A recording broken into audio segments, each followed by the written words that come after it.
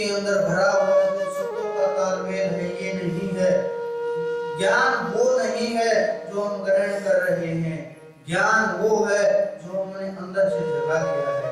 ज्ञान वो शक्ति है, वो एनर्जी है, वो ताकत है जो हमने खोज ली है।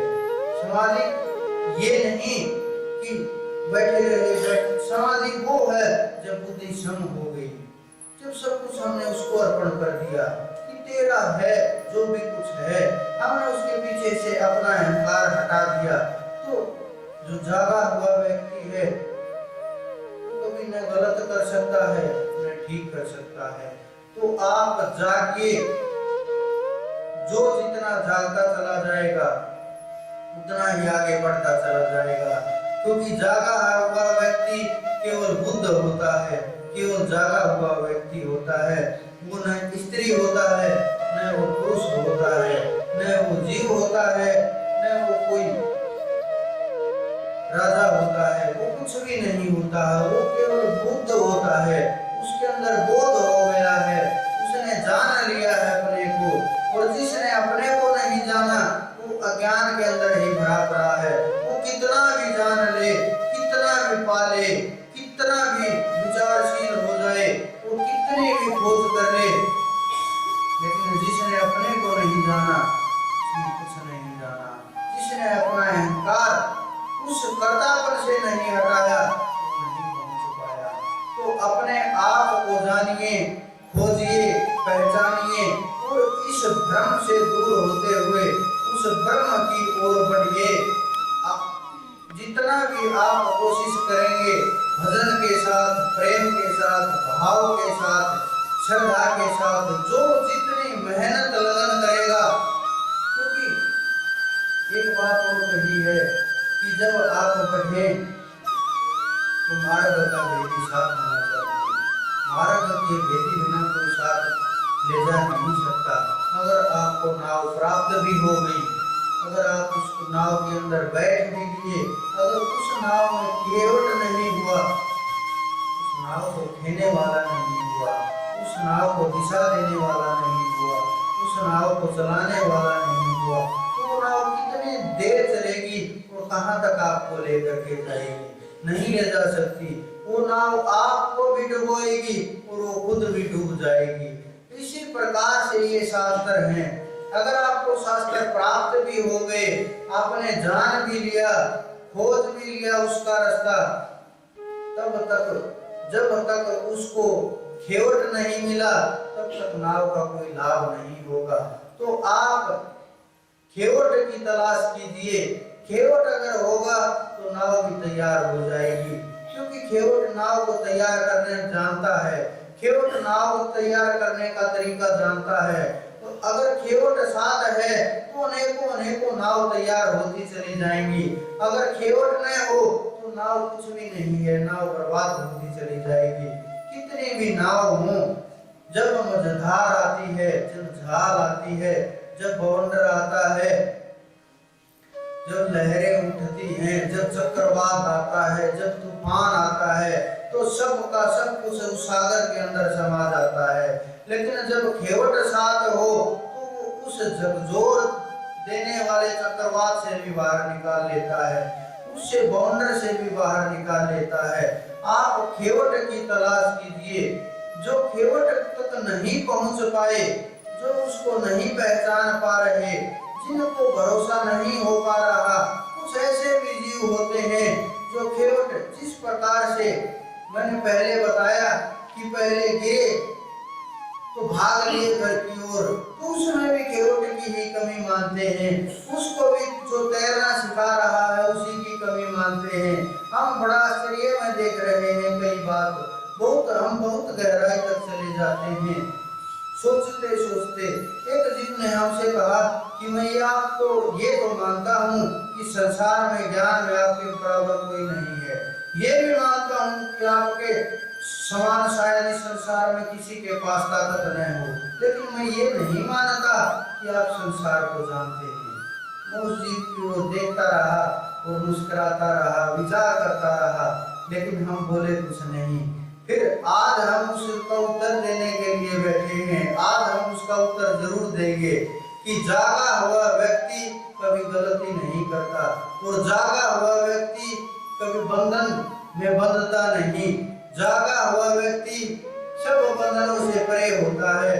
उसके ऊपर कोई भी नियम और कानून इस प्रकृति का लागू नहीं होता।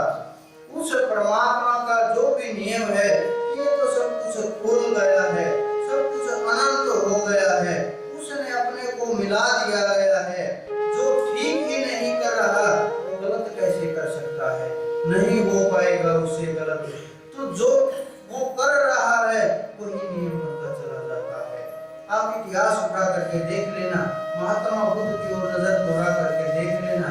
वेदों की उन्होंने कितनी निंदा की है, कितनी घोर निंदा की है, लेकिन फिर भी हिंदुओं ने उसे अवतार स्वीकार किया है। ये बड़ा आश्चर्य में खेल है। आप लोग नहीं जानते होंगे लेकिन हमने तय तक जा करके देखा है। उन्होंने अपना अनुभव बोला है। जो भी उन्होंने बोला वही नियम बनता चला गया, वही कानून बनता चला गया और निखार होता चला गया, सब कुछ खड़ा होता चला गया। लेकिन जो ये बंधन हमने अपने को बांध लिया है, जब तक ये नहीं खुलेगा आगे नहीं बढ़ पाएंगे। तो आप जागने की कोशिश करें, सपनों में मत खोइए। सपनों से कुछ भी प्रभाव नहीं होने वाला। आप देखिए सपने के अंदर कोई चोर बनता है, कोई डाकू बनता है, कोई लुटेरा बनता है, कोई जेल के अंदर महसूस करता है, कोई राजा बन गया है, कोई किसी के साथ कुछ हो रहा है।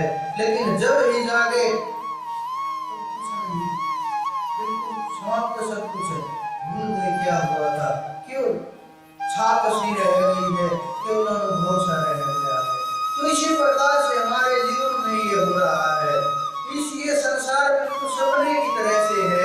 जब हम जाग जाएंगे तो सब कुछ भी नहीं रहेगा अपना, सब कुछ उसी का हो जाएगा, कुछ भी नहीं। जागेंगे तब तो पता चलेगा कहाँ फंसे हुए थे, कहाँ अटके हुए थे, कहाँ इस छोटे से विघ्न ने कितना समय लगा दिया, कितना दूर हम चले जाते चले गए। उस परमात्मा से, उस ब्रह्म से भ्रम की ओर भटकते चले गए और भ्रम में जीने लगे। तो हम उस भ्रम से दूर हो करके उस ब्रह्म की ओर बढ़ना है। जब हम उस ब्रह्म की ओर बढ़ेंगे तो ये चेतना जागती चली जाएगी। चेतना का अर्थ उस ताकत से है, उस एनर्जी से है, उस ऊर्जा से है जो आप सबके अंदर समाहित हो रही है।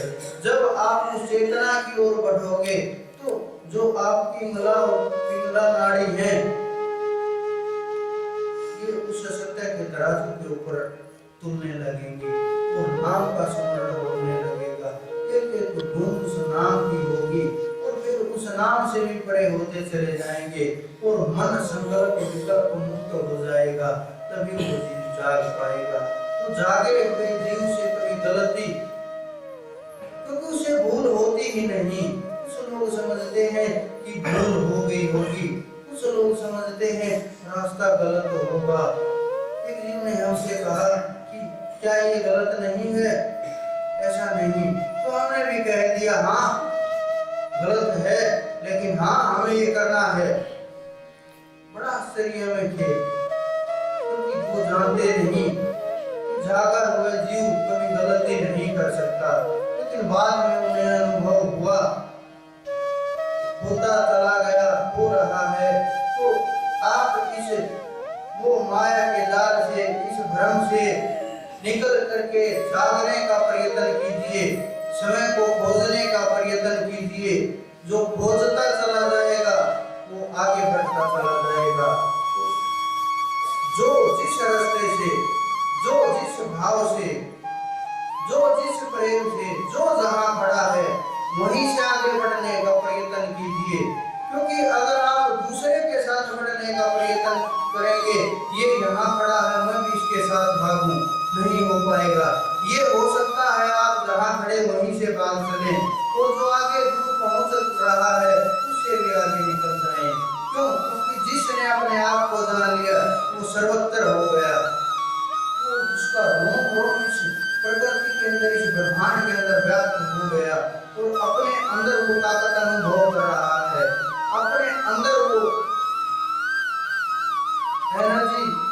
जाग गई है उसका आनंद ले रहा है। क्योंकि धर्म इसी को कहते हैं, धर्म ग्रंथों को नहीं कहते, धर्म इस अनुभव को कहते हैं, धर्म इस जानने को कहते हैं, धर्म इस